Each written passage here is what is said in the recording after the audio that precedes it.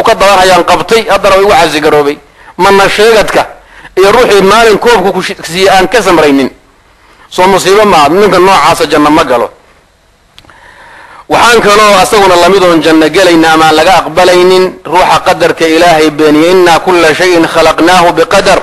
شيء كسيله واقر شيء واقن دي حلو وطلق قليب ودعها هيا وحان ربكو عالفني هلي ميسد محلو شاهدكم النبي صلى الله عليه وسلم روح عاصقة والدك كو أفعلية كو عاصق قروبة صلاة يصون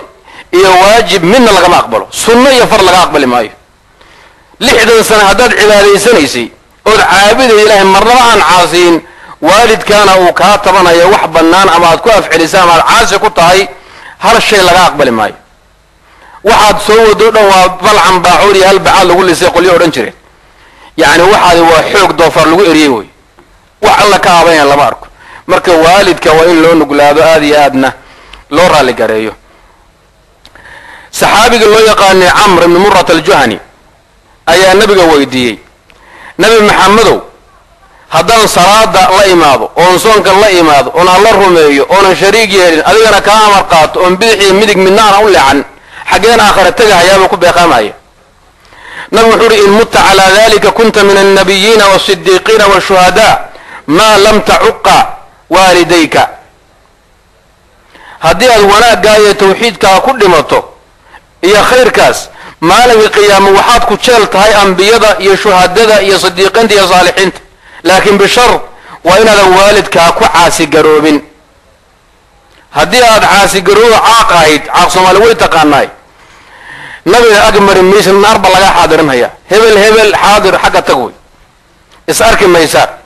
أرنك أسقى وين أدي هذا لسكى إلالي نبي صلى الله عليه وسلم روح عاسقة الدين تيسول لعنة الجري ملعون من عق والديه لعن الله من سب والديه انتم النبي واكسوا عند صلوات الله وسلام عليه وحان سوق بيننا قصة عجيب له حقنا الله ياب له حقنا نحذل له oo dhacday xilligii salafkeena saalixa kuna saabsan waalidiinta xaqooda ama caaqa ku awaad ninka la yiraahdo Awaam ibn Hawshab yaa wuxuu leeyahay maalin maalmaha kamidaan safray Ciraaq baan ku dhax safray darafkeeda xagga Turkiya xiga ayaan tagay buu beel iyo qoys meel degan baan dhex degay meeshaas ama xaafadaasi qubuur iyo maqbara ku taal casarkii marka la gaaro قبر قبورتا كمين بعد الله عودن بالما لما يسلك بنقضة قبري عصر ممكن لجارو قبري بعد الله عاي وحكسوا بحبوا إنن باكسوا بوذا هي أنت قارك وراء دمير كا ملح دمير باكور راكبا شرك أنت سكر له وبني آدم لكن أنت سركا ما كورك وحكا كوريا ودميروي صدح جور أيوة قيل يا سيد دمير كودا واقع دمير واتقا ناي markuu saddex goor sida dameerku u qayliyo u dhawaaqo ayuu qabriga ku noqdaa kadibna qabriga baa ku dumo isdaboola hawshan la yaabay waa argagaxay buu nafti baa qabatay waa wax kugu cusub qabrun casarka marka la gaaro laba islaag noqonay kadibna ahad bani aadam oo qaar koor dameerka uu ka soo booday kadibna sida dameerka intuu u dinaayo meesha lagu celin oo lagu jabin waa wax marka aad iyo aad looga fajaco laga xanuunsado haweenay waayeel oo duq ah ayaa xaafada waliba qabriga dariskiisa guri ku yaala degan buu waa islaan waayeelo marka darin bay iska falkisanaysaa buu haweenay marka ay darisayeen ba waxay ugu tiri buu wax maxaa loo yaabaysa duqon Soomaaliga ha wiilka meesha ka soo baxay sida dameerkii u dhawaaqay madaxa dameer uu ku rakiban yahay ee rabbi qaabka u ciqaabayo duqdana dhashay caasibuna ku ahaa wuxuu ku yiri bariga sheekay maxaa dhibo jira waxay ku tiri wiilku wuxuu ahaa khamriya cab ah alkoolistu ah duqiiba badan oo wanaagsan oo ilaahay caabuday hooyo waxaan iska daa khamrada ka had ilaahay ka cabso bay oran jirtay ugu gacan seeri jiro wax waalan baa tahay oo fiilooyin baa ku gubtay waa u dhawaaqay naga fariisiyo dameerka qaliina naga fariisiyo oran jiray aanu ka marqaanne marka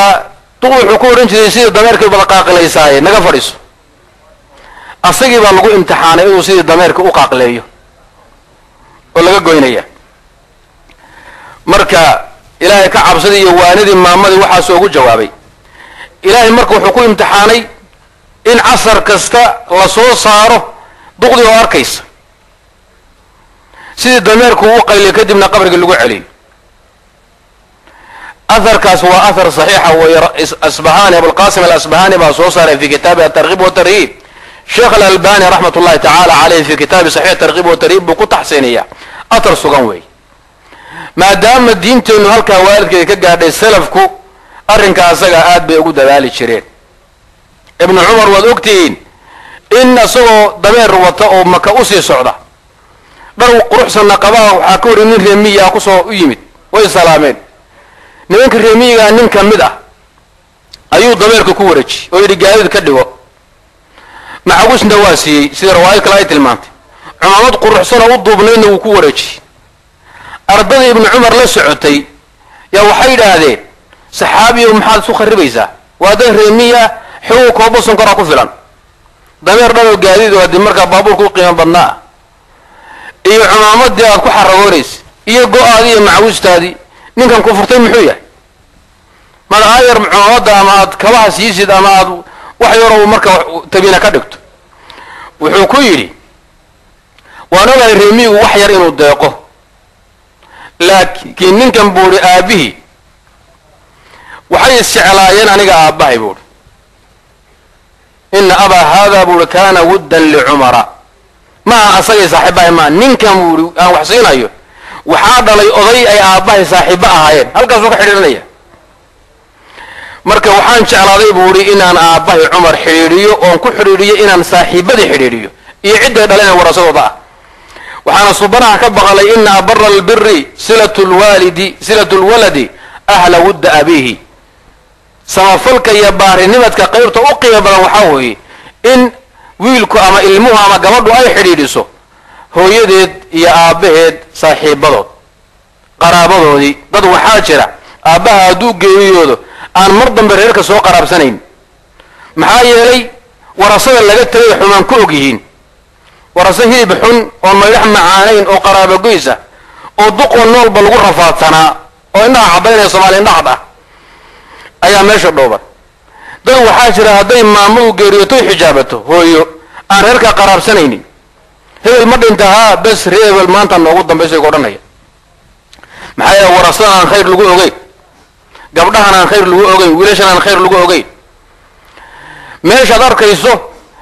in aad mararka qaarkood wiil iyo gabadh ka qiimo badan waalidiintooda xagga qaraaba xidhiidhiska waxaan anigu xusuustaa laba nabood dhaasto waa oon aan issalaamaynin iyagoon issalaamaynin oon xataa dabka kala qaadanin bay geeriyoodeen laakiin carruurtay ka tageen ummadda dadka iskugu jecel wey isxidhiidhiya dad wadaadoo qiimo badan bay noqdeen wixii duqayda u dhexeeya waa xisaabo kale laakiin dadkan waa ilma adeer waa qaraabo waa ilma habreed waa dad macrifa waa idan isxidhiidhin baa ka dhaxaysa yacni waxaan u jeedaa waa inaan xadhgaha ilaahay xidhiidhishay iyo laymanka isdaba marahaya ee rabbi isku xidhay aan la kala jarjarin la kala gogoyn kadibna aan ilaahay naar laga kasbanin abu burda waa nin taabico yar wey abi muusa alashcari baa dhalay madiinuu yimid soo galay ibnu cumar oo waayeel ah ayaa u yimid oo soo salaamay waa wiil yar wey markii gurigii la soo buuxiyo oo yimaadeen niman dhallinyaro iyo qaraabo kale ibnu cumar baa dhex fadhiya ibnu cumar uu la hadlo wuxuu ku yidhi abu burdow waxaan kuu soo booqdeen kuu soo salaamay miyaad garanaysa maya buuhi anaa kuu sheegaya waxaan kuu soo booqay buuhi abu muusa alashcari oo adiga aabbaha ah iyo cumar aniga aabbahay ah dad qaraabo oo saaxiibbay ahaayeen buuhi muhaajiriin islaa inkasta abu muuse u dambeeyood garanaysaan xaggaas yaman ka yimid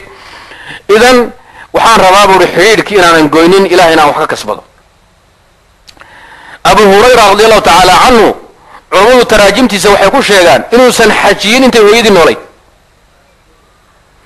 hooyadii intay noolay inuusan xajiyin xajkii u horreeyay da nabiga la raacay mooyeen xaj dambe ku ceshi ah iyo khayrdoon ah maanta waad iska cumraysan duqda hooya xaggeeda aada kuulo cumran aada hayaa hooyo maad iska joogtid may waan soo cumraysan xaggeeda waan soo xajiyey maad joogtid maya iska daa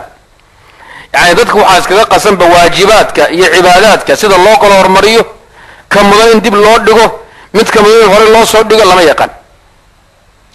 wuxuuna saa u yeelay abu hurayra amay maamadu ama hooyo kuu baahataadoo maqan amay xanuunsataa xoogaaday u baahan tahay xaj iyo bir waalidayn isku baab ma ahaadi markuu waliba yahay xajkaan u jeedno midka sunnada lagu ceeshanayo